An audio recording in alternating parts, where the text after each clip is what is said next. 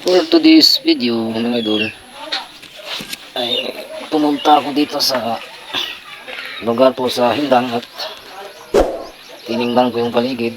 So napakaganda naman yung lugar ng bayaw. So ang ganda ng view, napaka green yung mga dahon ng puno. So ayan mga idol, nakadaan lang kami dito.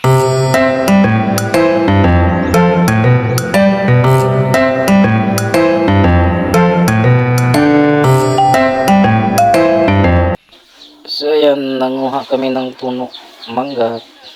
So maraming mangga dito mga idol. At ayan, nagkakakuha nga kami. Ayan yung asawa ng bayaw ko, umakyat sa puno ng buko. Sinusungkit niya yung mangga.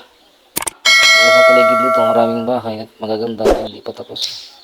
So napakagandang lugar ito mga idol. Matahimik at malamig pa.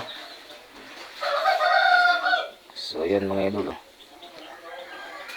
Ayun yung naakyat niyang puno, sinusungkit. Sobrang taas kasi mga idol. At medyo nahirapan siya dyan.